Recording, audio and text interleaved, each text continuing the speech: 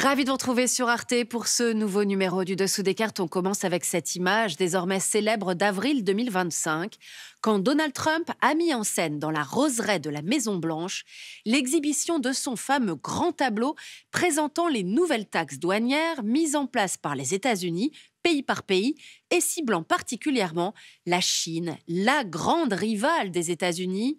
La Chine, deuxième économie mondiale avec sa balance commerciale excédentaire, un pays qui s'est développé en devenant l'usine du monde et en investissant massivement dans des secteurs technologiques d'avenir. Ainsi, la Chine est-elle devenue leader, notamment dans les secteurs clés de l'automobile électrique et des panneaux solaires? Oui, mais voilà, le nouveau protectionnisme américain fait du mal au système chinois, lequel subit, vous allez voir, d'autres crises. Tout de suite, voici Chine, la grande panne, sortant nos cartes. Après s'être fermée au monde pendant près de 3 ans en raison de sa politique zéro Covid, la Chine a peiné à relancer son économie. Recul des investissements étrangers, effondrement de la consommation intérieure, hausse du chômage, notamment chez les jeunes, où il est estimé à 17%, soit près d'un jeune sur 5. La croissance chinoise plafonne à 5% en 2024, son taux le plus bas depuis 30 ans. On est loin des croissances à 2 chiffres qu'a connu le pays, 13,9% en 1993, 14,2% en 2007.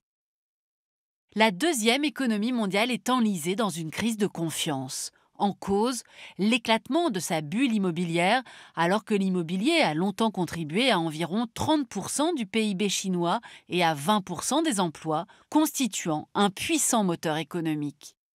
Prenons ainsi la direction de Zhuzhong, dans la province de Jiangsu. Le promoteur chinois Evergrande avait investi dans un méga complexe immobilier qui est devenu aujourd'hui une véritable ville fantôme. Voyons pourquoi. Encouragés par des prêts bancaires faciles, les programmes de gigantesques complexes immobiliers se sont multipliés partout dans le pays.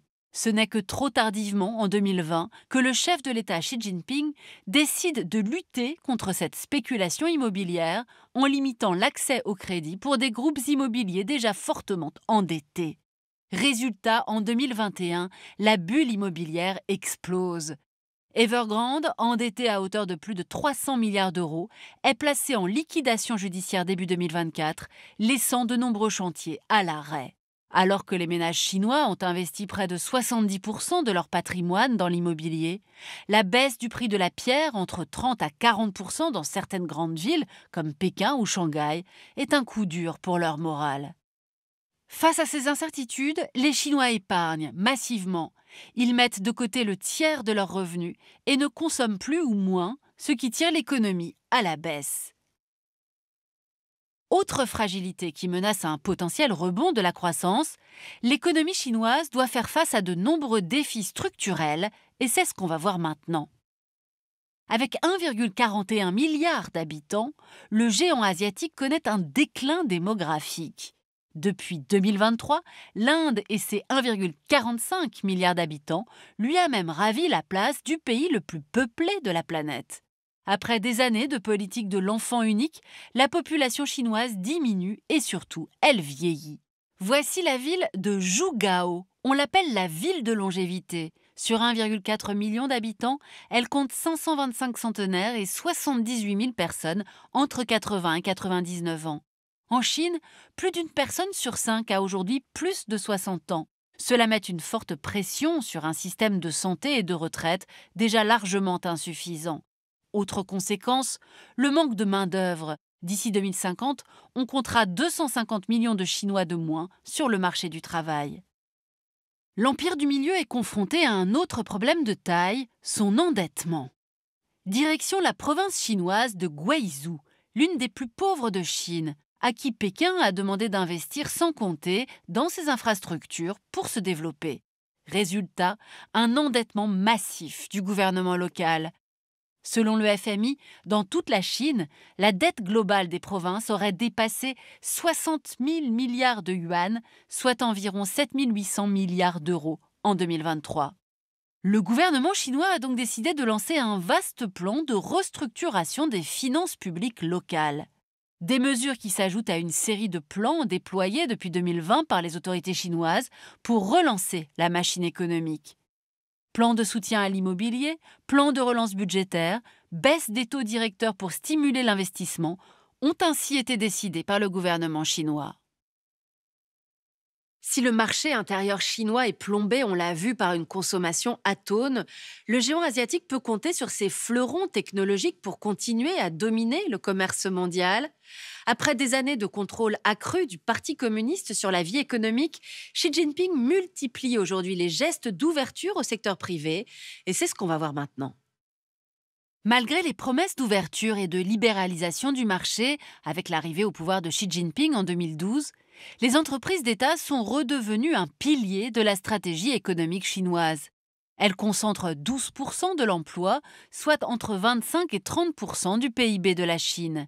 Elles dominent des secteurs clés tels que l'énergie, la finance, les télécommunications et les infrastructures. Pour s'assurer leur entière loyauté, des cellules du Parti communiste sont présentes dans toutes les entreprises d'État. Un contrôle politique qui a également été renforcé dans le secteur privé, soumis à des réglementations de plus en plus draconiennes. Dans la ligne de mire en particulier des autorités chinoises, les grands patrons comme Jack Ma, fondateur d'Alibaba, géant du e-commerce, jugés trop arrogants et mis au pas par le pouvoir communiste. Seulement voilà, le secteur privé contribue à plus de 60% de la richesse du pays, 70% de l'innovation et 80% de l'emploi urbain. Pour relancer l'économie, Xi Jinping est aujourd'hui contraint de tendre la main aux leaders chinois qui inondent la planète de leurs produits, comme Huawei, premier vendeur d'équipements mobiles au monde, le constructeur BYD, numéro 1 mondial de la voiture électrique, ou encore DeepSeek, qui a fait une entrée fracassante sur le marché de l'intelligence artificielle. Cela reste en effet le gros point fort de la Chine, son excédent commercial. En 2024, ses exportations ont même bondi de 7%, dépassant les 3 300 milliards d'euros du jamais vu. Et pour asseoir sa puissance économique, l'ancien atelier du monde mise clairement sur les innovations technologiques et les énergies renouvelables, et c'est ce qu'on va voir maintenant. Grâce à de généreuses subventions gouvernementales, la Chine est devenue le premier producteur mondial de panneaux solaires, de voitures et de batteries électriques, dont la Chine domine toute la chaîne d'approvisionnement. Avec l'Australie, l'Empire du Milieu est un grand pays extracteur et importateur de matières premières indispensables à la fabrication de ces batteries.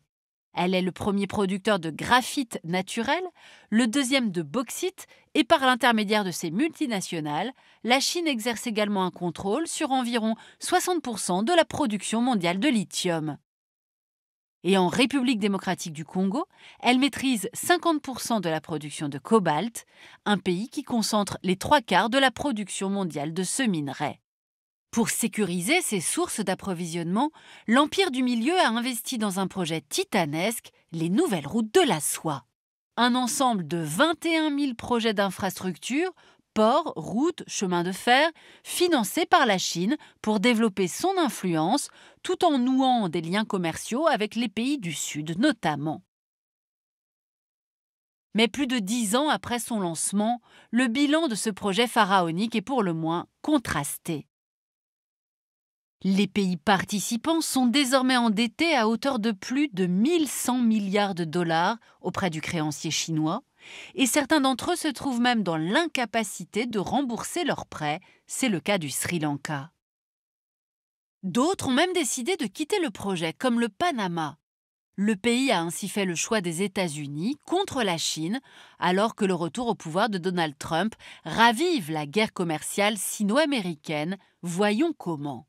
Fidèle à son slogan « Make America Great Again », le président américain avait tenté, lors de son premier mandat entre 2017 et 2021, de freiner Pékin dans ses ambitions en limitant les importations chinoises.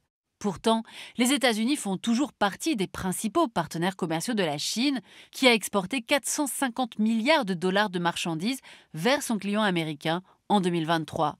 Mais en revenant au pouvoir, Donald Trump a décidé d'aller plus loin et de lancer une véritable guerre commerciale contre Pékin. En représailles, la Chine a décidé de surtaxer à son tour les produits américains. Pour écouler ces produits, elle pourrait aussi se tourner vers l'Union européenne, alors que le géant asiatique est déjà le premier fournisseur de l'UE. Sauf que les 27 États européens veillent à protéger leur industrie, notamment automobile, en relevant les droits de douane de 17 à 35 sur les importations de voitures électriques chinoises. Même décision de la part de la Turquie, qui a augmenté de 40 les droits de douane sur les véhicules électriques provenant de Chine. Quant au Brésil et au Chili, ils ont instauré des barrières douanières sur l'acier chinois. La deuxième puissance économique mondiale doit ainsi faire face aujourd'hui à une épidémie de mesures protectionnistes.